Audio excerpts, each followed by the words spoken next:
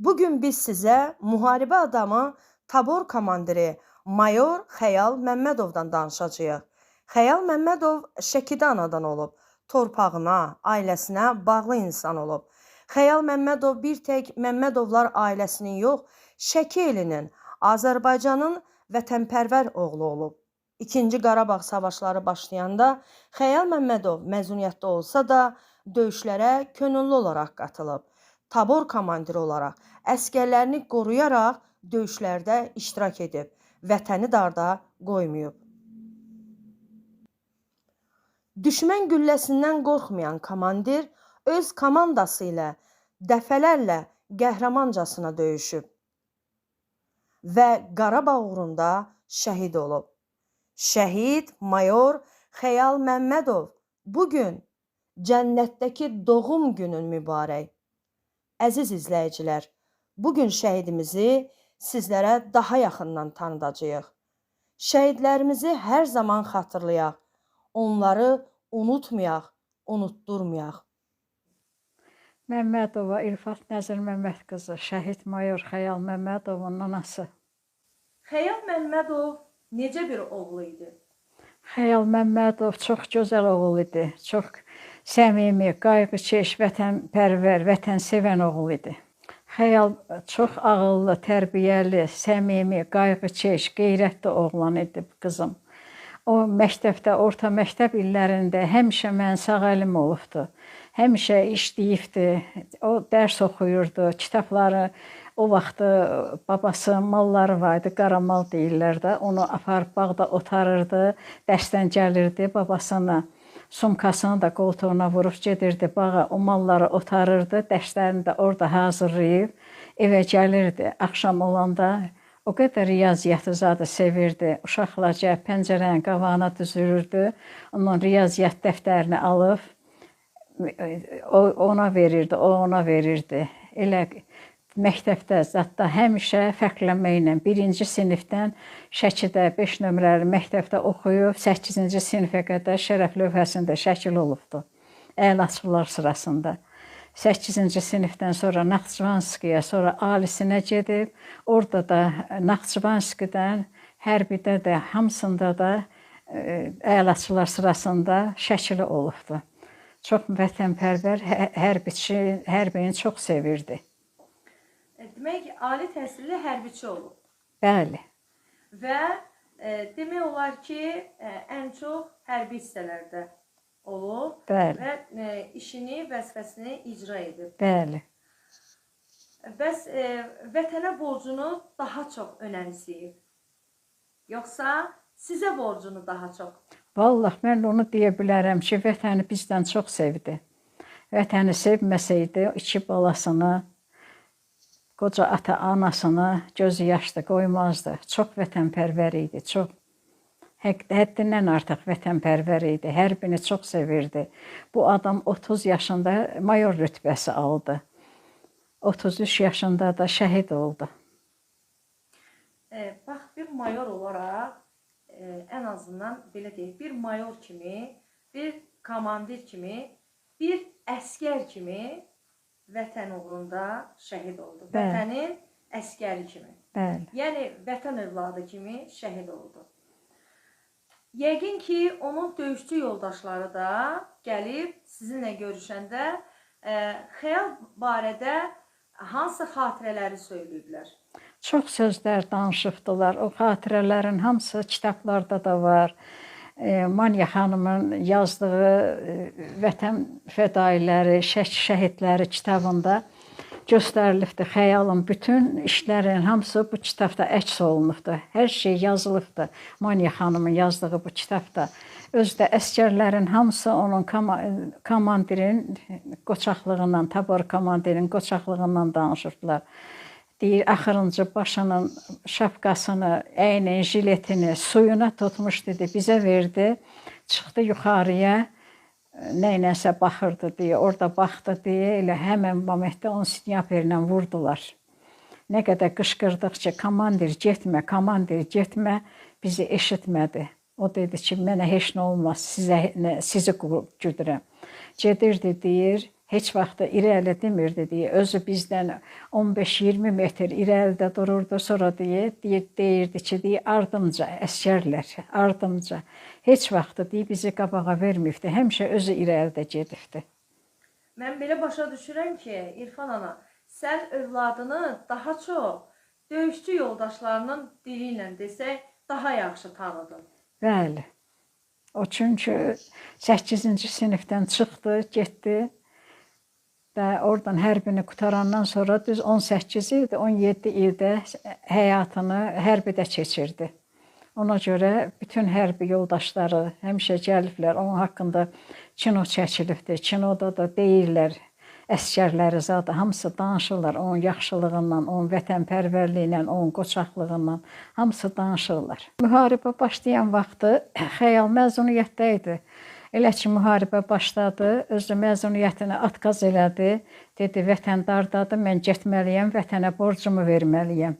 O, buradan gedəndən 4 gün sonra gəlin uşaqlar getdi, şəhid oldu. Şəhid olandan sonra gəlin getdi, oradan paltarlarını zadı götürməyə gedəndə. Əvvəlki işlədiyi yerdən? Əvvəl kirayə qaldığı evindən görürlər ki, bir papiros siqaret qutusu ağzına qədər siqaretlə dolu, altında da 50 manat pul, bir də məktub yazıb qoyub ki, mən gedirəm vətəni qorumağa, borcumu yerinə yetirməyə, uşaqlarımı, ailəmi Allaha əmanət edirəm, haqqınızı halal edin. Məktub yazıb, gedib də tabur komandiri kimi gedib döyüşə. Orada da şəhid olubdu. 4-5 rayonu Füzuli, Hadrut, Zəngilan, Cəbrayıl, Qubadlıya 3 kilometr qalmış snayperlə vurubdular. Şəhid olubdu. Bəs döyüşdən qabaq, yəni döyüşlərə getməzdən qabaq sizdən danışmışdı? Zəng vururdu, gəlinlə danışırdı, set tutmur dedi, həmən şəhid olana qədər. Ayın 18-ci günü, o şəhid olandan sonra gəlin telefona baxar, dedi ki, ay mama, ayın 18-ci günü Xəyalıma nə qədər zəng vurubdu, set tutmuyub, zəng çatmıyıb. İrfan ana, Bəli. Ola bilər ki, elə bir məlumat verəsiniz ki, onun döyüş yoldaşları o haqda sizə daha ətraflı danışsın. Mən istəyərdim onu ana olaraq sizin dilinizdən eşidim. Vallahi qızımın döyüş yoldaşları o qədər onun haqqında yaxşı sözlər danışırlar. Deyirlər ki, biz getmişdik deyib, erməni ilə lap qarşı-qarşıya durmuşduq. O olan şeydə, nədir? Komandir olduğu yerdə, əsgərlərdə heç bir vaxt əsgərlərin ikisinə yol verilməyibdi. Şəhid olmayıbdı. Hamısını göz bəbəyi kimi qoruyubdu. Hamısını. Biz gəldi, dedik ki, ay komandir, gedək irəli, bizi deyir, hamımız hücum eləyirik ki, komandirə, gedək də erməninin üstünə gedək. O dedi ki, gözləyin. Həqiqi də deyir, onun sözünə baxmasaydıq, bizdə olan polkda deyir, hardasa 20-25 nəfər dedi, əsgərimiz həlak olmalı idi. Amma deyir, o həmən momentdə qoymadı deyir, o əsgərləri bizi xilas elədi. O ən azından onun savadlı bir hərbiçi olduğundan da xəbər verir. Ona görə nə qədər dedik ki, gedirik, biz deyir, içəri istəyirik ki, komandiri deyir, nəsə eləyək. O dedi, olmaz, getməyin irəli, qoymadı deyir bizi. Amma deyir, qoymadı, neçə nəfər də deyir, xilas elədi. Onun savadından, biliyindən, hərbiyə olan həvəsindən gəlmişdi bunların hamısı. Bax, şəhidimizlə bağlı ümumiyyətlə dövlət tərəfindən tədbirlərə çağırılırsınızmı? Ümumiyyətlə dövlət tərəfindən hansı qayğıları görmüsünüz? Və sizin ictimaiyyətdə belə sizin ailənizə, övladınıza, şəhidinizə necə hörmət olunur? Yəni, ola bilər ki, deyəcəyiniz bir sözlər olsun. Qızım, dövlət tərəfindən hər qayğı görürük. Dövlətimizi sağ olsun. Mənim balam Bakıda ev veribdilər, ailəsinə iş veribdilər. Şəhid balamın ailəsinə Bakıda ev veribdilər. Gəlinə iş veribdilər. Gəlin özü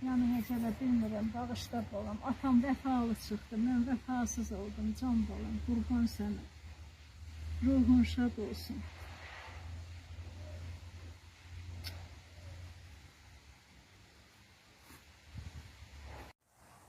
İrfan ana, hal-hazırda biz Şəkidə yerləşən qəbirstanlıqdayıq və Hə. sizin övladınız da şəhidimiz Mayor Xəyal Məmmədov da burada dəfn olunub. Bəli. Bax, bununla bağlı nə müraciətim var? Vallah qızım, mənim müraciətim, uşaqlar Bakıdadılar, ailəsi. Burada da heç kəs yoxdur. Atası da rəhmətə getdi. Bir dənə tək mən qalmışam. Mən də hər deyən xəstəyəm. 73 yaşım var. Gələ bilmirəm. Ziyarət eləyə bilmirəm. Bu qəbir sandıqda da çox baxımsız vəziyyətdədir də. Gəlirsən, təmizləyirsən, gedirsən, görürsən, yenə natəmizlik olur. Ona görə dövlət qurumlarına da xahiş eləmişəm. Eləyid uşaqlar Bakıya, mümkün dairəsində ailəsi, uşaqları Bakıdadır. Bakıda Şəhidlər Xiyabanına, İkinci Fəxri Xiyabana. ikinci Şəhidlər Xiyabanına, orada da imkan olmasa özümüzün Şəhidlər Xiyabanına köçürməsinə köməklik eləsinlər, sərəncam versinlər.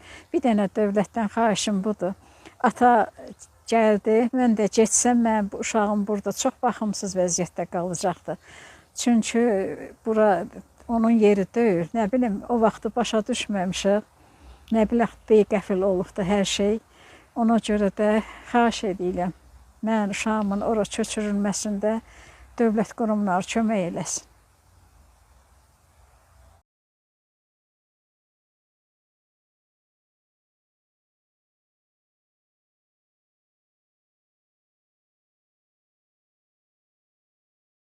Mən Məmmədova Royalə, şəhid mayor Xəyal Məmmədovun həyat yoldaşıyam.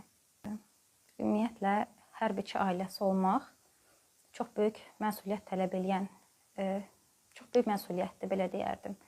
Necə ki, hərbiçilər mərd olurlar, hərbiçilərin ailələri də mərd olur. Şəhid ailəsi statusu çox ağır, həm də ki, çox məsuliyyətli bir statusdur. Və belə bir qəhrəmanın həyat yoldaşı olduğuma görə də mən qürur hissi duyuram. Əlbəttə ki, həm bizim üçün ən böyük belə deyərdim, itkidir və həm də ən böyük qürurdur. Biz də çalışırıq ki, həyatımızı, xəyalın adını bundan sonraki həyatımızda layiqincə yaşadaq. Yəni, bunu özümüzə bir borc bilirik, çünki biz xəyal əmanətləriyik. Xəyal bəylə sağlığında daha çox hərbiçi olduğuna görə müxtəlif rayonlarda yaşamısınız. Və ümumiyyətlə deyək ki, bu sizə nə qədər rahatçılıq gətirir? Yəni, o rahatçılıqla siz ailənizlə bir yerdə nə dərəcədə öyrəşmişsiniz? O hərbi hissələrin yerləşdiyi bir ərazidə yaşamaq, hərbiçi ailəsi olmaq? Əlbəttə ki, şəhərdə böyüyən bir qız üçün birdən-birə başqa rayonlarda olmaq, yarı şəraitli, yarı şəraitsiz evlərdə yaşamaq əlbəttə ki, çətin idi. Amma insan ailəsi ilə olanda hər bir çətinliklərin öhdəsindən gəlir. Xəyal, bilirsiniz, hal-hazırda həyat yoldaşı olaraq vicdanım biraz rahatdır. Çünki özümü düşünürəm ki, mən Xəyalı heç vaxt tək qoymamışam. O hara gedibsə, harada xidmət eləməklə asılı olmayaraq, istər ön xətdə, istər arxada, fərqi yoxdur. Həmişə mən də, övladları da onun yanında olmuşuq. Yəni, rahatçılığınızı düşünməmisiniz? Xeyr. Hər zaman onun yanında. Komfortunuzu düşünməmisiniz? Xeyr. Sadəcə olaraq hərbiçinin yanında olmuşsunuz? Bəli, bəli. Bəlkə də mən Xəyalın yanında olmasaydım, yəni ailə həyatımız dövründə, hal-hazırda böyük bir vicdan əzabı çəkərdim ki, o ailə həsrəti çəkdi, övlad həsrəti çəkdi, son anlarında biz onun yanında olmadıq. Amma indi bu az da olsa mənə təsəllidir ki, biz axıra qədər bir yerdə olduq. Yəni, heç vaxt ondan ayrı qalmadıq. Əlbəttə ki, çətin idi, amma hərbiçi ilə ailə quran hər bir qadın bunu nəzərə alır ki, bunun çətinliyi var. Bəli. Xəyal Məmmədov ümumiyyətlə müharibə dövründə məzuniyyətdə olub, bildiyimiz qədər. Çünki anası da belə məlumat verdi. Və onu döyüşə aparan nə oldu? Ümumiyyətlə, onun döyüşə getməyinə səbəb nə oldu? Döyüşlərə qatılmağına səbəb nə oldu? İlk öncə bunu deyim ki, Xəyal vətənini, işini çox sevən bir zabit idi. Həqiqətən də işinə çox bağlı idi. Onun daxili dünyası tam fərqli idi. Mən hər zaman ona deyəndə ki, Xəyal, özünü başqa hansı peşədə təsəvvür edirsən, o deyirdi ki, mən hərbidən başqa peşədə özümü təsəvvür edə bilmirəm. Əlbəttə ki, müharibə başlayanda, bununla bağlı mən nələrsə eşidəndə, ona deyəndə o israrla təkzib edirdi ki, belə bir şey yoxdur. Biz məzuniyyət götürdük, həmişəki kimi yenə getdik Şəkiyə və bildirdi ki, artıq həmin anda müharibə başladı. Füzuli ilə o tez-tez əlaqə saxlayırdı, iş yoldaşları ilə, oradakı tanışları ilə və hiss olunurdu ki, yəni çox qanı qara, bikef formada olurdu və dedi ki, mən getməliyəm. Siz burada qalın, biraz havanız dəyişsin, uşaq burada məktəbə getsin, mən gəlib sizi aparacam. Amma əslində o müharibəyə getdi və məzuniyyətini belə deyim, yarımçıq saxladı və Füzuliyə qayıtmalı oldu. Və israrla da nə vaxt soruşsaq ki, Xəyal, müharibə başladımı, həmin müharibə başladığı ərəfədə internet şəbəkəsi kəsilmişdi, yəni bizim ümumiyyətlə əlaqəmiz olmurdu. Yəni oradakı vəziyyət barəsində çox şeyi bilmirdik. Elə həmişə deyirdi ki, mən arxadayam, narahat olma, burada nə var ki, heç nə yoxdur. Bizim güclü ordumuz var, yəni qorxası heç bir şey yoxdur. Amma bunlar deməyinə baxmayaraq, sən demələ Xəyal həmin ərəfələrdə ön xəttdə olub, tabor komandiri olmağına baxmayaraq, hər zaman öz əskərlərindən, döyüş yoldaşlarından irəlidə gedən olub. Ümumiyyətlə, Xəyal Məmmədovu bizim cəmiyyət necə tanımalıdır? Yəni, hansı fərqli xüsusiyyətləri olub ki, o daha çox vətənə bağlı olub? Xəyal Məmmədovu daha vətənpərvər, daha çox vətənini sevən, mərd insan kimi hamı tanımalıdır. Yəni, bu öz şirin canını vətənə qurban verməklə də hamıya sübut etmiş oldu. Xəyal həqiqətən də qəhrəmandır. Mənim yoldaşım əvvəl tək ailəmizin qəhrəmanı idisə, mənim qəhrəmanım idisə, indi bütün ölkənin qəhrəmanıdır.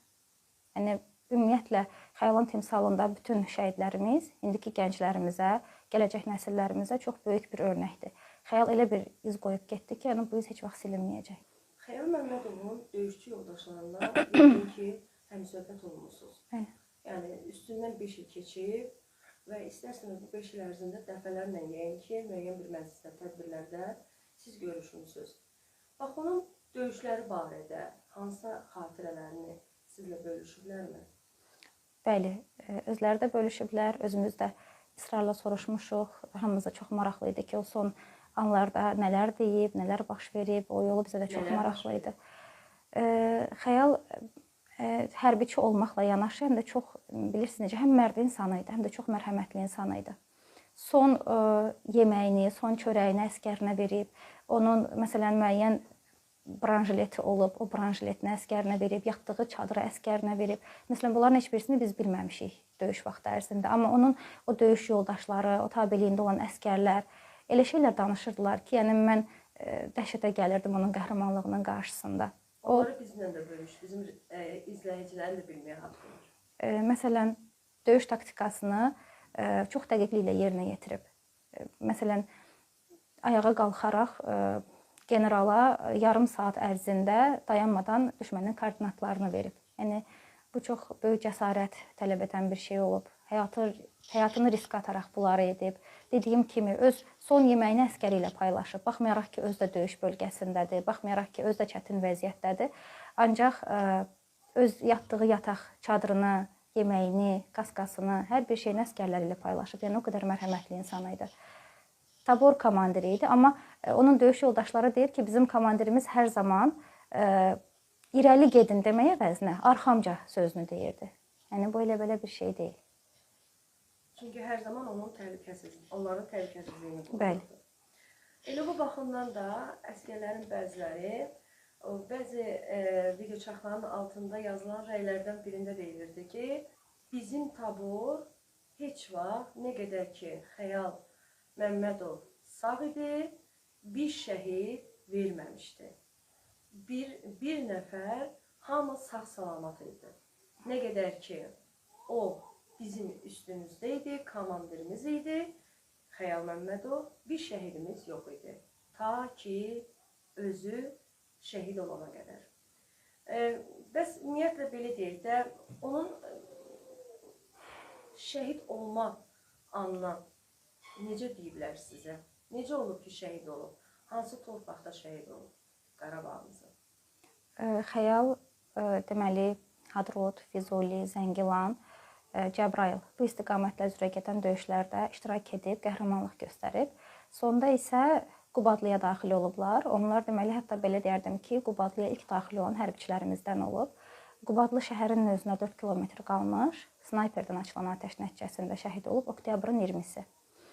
Oktyabrın 20-si, yəni heç cür ümumiyyətlə xəyalla bir neçə gün idi ki, bizim əlaqəmiz yox idi.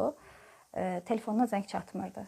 Döyüşə getməzdən öncə biz ona bildirdik ki, mən hətta dedim ki, xəyal öz telefonuna zəng çatmasa belə, heç olmasa bir nəfərlə bizə bir xəbər ötür, biz səndən narahat qalmayaq. Ayın 20-si ümumiyyətlə xəyaldan biz xəbər ala bilmədik, amma oktyabrın 20-si, bəli, amma insanın içində böyük bir narahatlıq hissi var idi.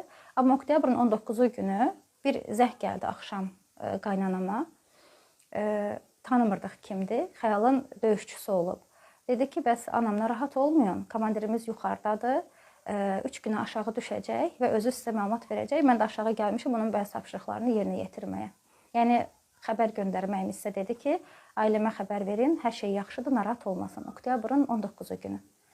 Və xəyaldan aldığımız son məlumat demək olar ki, bu idi. Oktyabrın 20-si isə tamamilə, təsəvvür edin ki, səhər yuxudan durandan gecənin yarısına qədər ancaq işimiz xəyala zəng etmək idi. Bütün ailəsi, qohumlar, xəyalı tanıyan, bilən hamı və heç cür artıq ondan xəbər ala bilmədik. Sən demələ, xəyal həmən günü şəhid olub. Və oktyabrın 21-i artıq çox belə, necə deyim sizə, havanın da çox qaramat bir vaxtı idi. Qaynımın bir dostu gəldi, iş yoldaşı gəldi. İçəri girir, oğlan nəsə deməyə çalışır.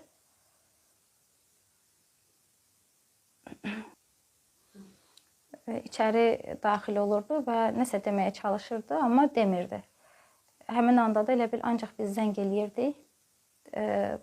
Qaynatam da soruşurdu ki, bəs nə olub, nə baş verib, oğlan deyə bilmirdi. Sən demə artıq qapıdan, çöldə, qohumlardan hamı bilir bu məlumatı. Yəni, bircə bizdən heç kəs o cəsarəti tapa bilmirdi ki, bizə bu məlumatı versin. Sonra elə oldu ki, artıq birdən elə bil ki, bilirsiniz necə, mən otağıma qalxanda qaynanamın vahiməli bir qışqırtısını eşitdim. Yəni, həmən günü mən yadıma salanda, o günü bir təzədən bir də yaşayıram. Düşdüm aşağı ki, bəs nə olub ayımama? Dedi ki, mən nəsə hiss edirəm. Bu oğlan nəsə xəbər gətirən oğlana oxşuyur. Nəsə olub da xəyala. Oğlana yaxınlaşdım ki, bəs deyin, görüm nə baş verib. Biz bilmək istəyirik. Oğlan heç nə deyə bilmədi ki, bir-birini sakitləşdir, bacına rahat olma, hər şey yaxşıdır. Qaynatama yaxınlaşdım ki, nə olub? O da heç nə demədən sadəcə başını belə yellədi. Artıq məni aldatdılar ki, qonşuya şəhid gəlir. Dedim, bəs çöldə niyə insanlar var, niyə yığılıb hamı? Dedilər, qonşuya şəhid gəlir ona görə. Amma heç qonşuya gəlmirdi şəhid. Artıq qaynamın o səsini, qışqırtısını eşidəndən sonra qonşular, qohumlar hamısı ağlaya-ağlaya içəri daxil oldular. Artıq onda hiss elədim ki, bir tərəfim tamamilə qurudu. Bir də nə deyə bildim ki, xəyal nə olur, ölmə. Və həmin anda gördüm ki, Aylinlə Selin bəlkə əllərində oyuncaqları var idi. Onu qucaqlayaraq mənə baxdılar ki, ana, atamız ölüb. Selinin onda 4 yaşı var idi, Aylinin isə 6 yaşı var idi. Və həmin anda sanki yuxudan ayıldım ki, bu uşaqlara mən necə olacaq, bundan sonraki həyatım necə olacaq, uşaqlar necə olacaq, onlara mən nə cavab verim. Və sadəcə onlara, qonşulara dedim ki, uşaqları götürün buradan. Və həmən günü xəyalın tabutu gəldi, bayrağa bükülmüş formada. Yenə də inana bilmirdim. Deyirdilər, gətirirlər xəyalı, artıq ısrarla telefonuna zəng edirdim ki, bəlkə yanlış məlumatdır, bəlkə səhv salıblar, ola bilər, qarışıqlıqdır, izdihamdır, necə ola bilər? Mən sırağa gün bu insandan xəbər eşitmişəm, xəbər almışam, 17-si günü danışmışam. İnsan heç cür nə inana bilmir, nə də qəbul edə bilmir. Yəni, baxmayaraq ki, hazırda 5 il keçib, biz hələ də onun yoxluğunu qəbul edə bilmirik. Xəyal Məmmədov şəhid olandan sonra vaxtı ilə hərçi işlədiyi vaxtı qaldığınız ev ki var idi. Ora getdinizmi heç sonralar? Xeyr, oraya getmə cəsarətini özümdə tapa bilməmişəm. Şəhid olduqdan sonra bir dəfə əşyaları yığmaq üçün getmişəm. Ancaq ondan sonra gedə bilməmişəm. O əşyaların içində daha qiymətli, daha dəyərli, daha yəni Xəyal Məmmədovun bir daha şəhidliyini sübut edəcək Nələr tapdınız, nələr gördünüz ki, məsələn, sonradan bunu siz tapdınız? İnanırsınız, qapını açıb içəri girəndə elə hiss elədik ki, elə bil xəyal içəridədir. Maşın içəridə, necə ki elə qoyub getmişdi, biraz xarakterci dağınıq insan idi. Paltarları yuyub asıb ipdən, ayaqqabıları qapının ağzında, içəri qapını açdım ki, dəsmal qapıda. Elə bilirdim ki, hansısa bir otaqdan xəyal çıxacaq, bəlkə də həmin o xəyalın tabutunu qarşıladığım gündən də daha ağır idi mənə həmən gün. Yəni onunla birlikdə getdiyimiz evə, tamamilə yad bir yerə, mən artıq onsuz gedirəm və əşyaları yığmaq üçün gedirəm. Əslində hər birisi dəyərli idi. Sadəcə olaraq orada stolun üstündən biz xəyalın məktubunu tapdıq. Yəni bu məktubu xəyal yazıb qoymuşdu, hansı ki yazıb ki, mən gedirəm vətəni qorumağa, müqəddəs vəzifəmin icrasına, ailəm və övladlarım Allaha əmanət olsun, hər kəs haqqını halal etsin, vətən sağ olsun. Zəhmət olmasa, əl yazması ilə.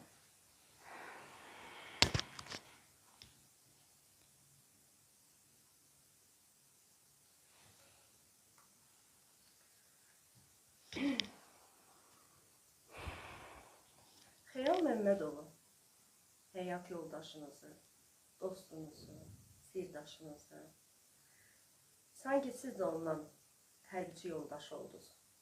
Hərbiçi yoldaşınızı tez-tez sizə xatırladan nələr olur? Hansısa hadisələr, hansısa günlər yadınıza düşəndə onu xatırlayırsınız. Bax, o xatirələri bizlə bölüşün.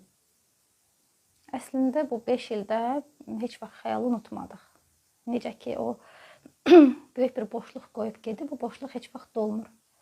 Hər bir özəl gündə, hər anımızda, yəni biz onu xatırlayırıq.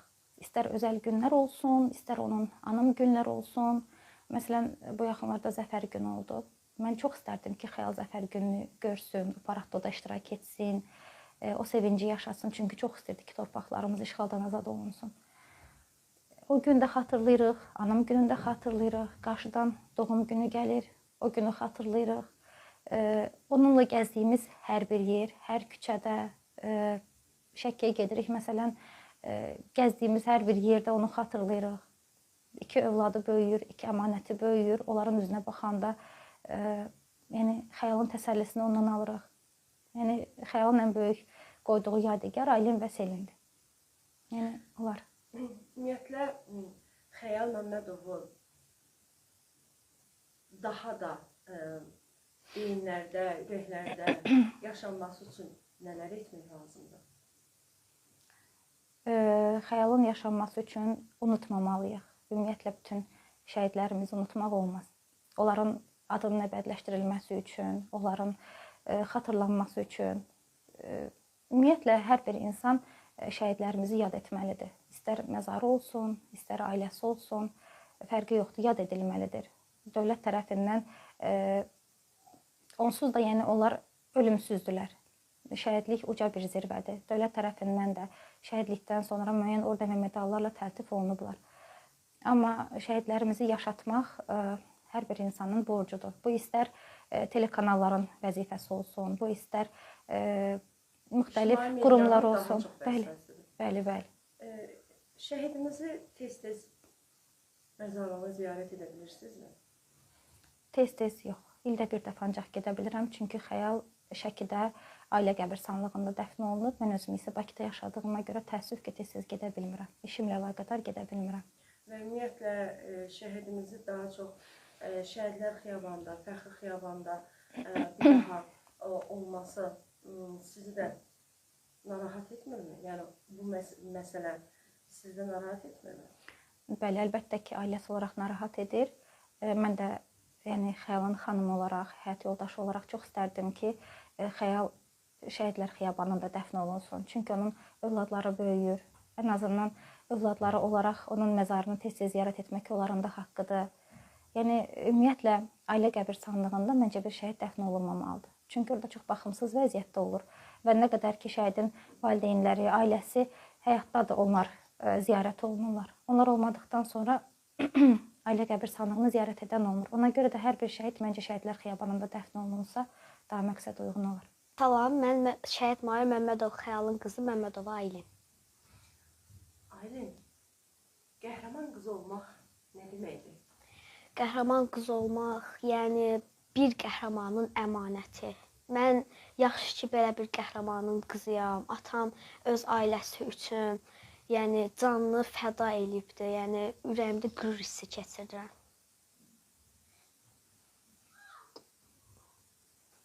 Neçə sinifdə oxuyursan? 6-cı sinifdə. Bax, məktəbdə də yəqin ki, səni bir qəhrəman qızı kimi tanıyırlar. Bəli. Bax, ən azından qəhrəman qızı olmaq sənə nə qədər dəstək verir, nə qədər qürur verir. Çox. Ən azından bax, atanla bağlı yəqin ki, xatirələr də var. Bəli. Bax, o xatirələrdən hər hansı biri sən bizlə bölüşə bilərsən? Atanla bağlı. Məsələn, atanla birgə, məsələn, məktəbdən sonra sizin dərslərə necə kömək eləyirdi, məktəbdən sonra necə vaxtınızı keçirirdiniz? Əslində atam işləyirdi, yəni evə qayıdanda çox gec qayıdırdı. Mən məktəbdən qayıdanda atam evdə olmurdu. Amma sadəcə bunu deyə bilərəm ki, məsəl üçün hər dəfə mən evdə olanda atam həmişə işdən gec qayıtsa da əli boş qayıtmırdı. Hər dəfə əlində hədiyyələr olurdu, onlar da bizə verirdi və biz də yəni çox xoşbəxt olurduq, sevinirdik bacımla bir yerdən. İşdən qaydanda nə qədər gec olsa da, özü nə qədər yorğun olsa da biz atamıza deyirdik ki, gəl bizimlə yəni oyun oyna balacalıq vaxtlarımızda. Atamız bizim qəlbimizi qırmırdı, gəlib hər axşamlar bizimlə oyun oynayırdı. Yəni atamız ikimiz də çox sevirik. Çox darıbsan atan üçün. Bəli. Bax, hal-hazırda məktəbdə də hər hansı bir yarışlar olanda, belə bilik yarışları falan keçiriləndə, yəqin ki, və yaxud da tədbirlər olanda, yəqin ki, iştirak etmirsən, fəal qızsan. Çox sağ ol. Və bu iştirakında müəyyən bir nailiyyətlər də qazanmısan. Və bu nailiyyətləri qazananda ümumiyyətlə atanla həmsöhbət olmusan, ruhən ki, atan şəhid olandan sonra. Bax, bu nailiyyəti sənə həsr edirəm. Necə bir hissi, bir onu paylaş görək bizimlə. Çox belə kədər hissi keçirirəm, qürur, necə deyim, həyəcan, qürur, kədər bir tərəfdən. Tədbirlərdə iştirak eləmişəm olmağına, məlumatlar, şeirlər, şeir oxuyanda biraz həyəcanlanıram, elə bil gözümün qabağında atamı görürəm o mənada. Yəni, ən azından üstündən 5 il keçsə də, heç bir şeyi unutmursan. Xeyr. Bax, atan ümumiyyətlə yuxuna girirmi? Xeyr. İstəyirəm girsin, amma girmir, təəssüf. Mən istərdim ki, bütün şəhidlərimizə aid müxtəlif əsərlər olsun, şeirlər olsun. Mənim atamın bütün xatirələrinə aid hekayələr yazılsın istəyirəm. Hətta atana da aid? Bəli, müxtəlif şeirlər, əsərlər, hekayələr, hər şey. Necə bir qəhrəman olub, hamı görsün. Bəli. Mən atamla fəxr edirəm, mən qəhrəman qızıyam. Bütün Azərbaycan mənim atamı tanımalıdır. Baxmayaraq ki, Xəyal 5 ildir yoxdur həyatımızda, amma hər daim bizim qəlbimizdədir. Onsuz heç bir günümüz yoxdur, sanki Xəyal var imiş kimi biz yaşayırıq və bundan sonra da çalışacağıq ki, onun adına layiq yaşayaq, onun adını hər zaman uca tutaq. Yəni, övladları da hər bir addım atarkən şəhid övladları olduqlarının fərqindədirlər və belə bir qəhrəmanın qızları olduqlarının fərqindədirlər. Həmişə də istəyirlər ki, atalarının adını uca tutsunlar, onu qürurla yaşatsınlar.